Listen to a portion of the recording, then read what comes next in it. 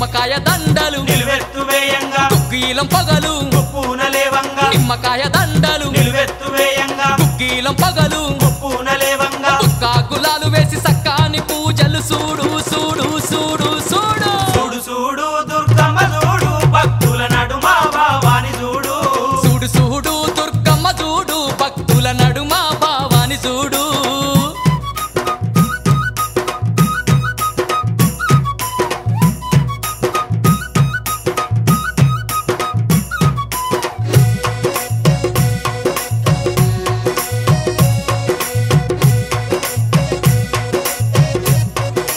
అమ్మా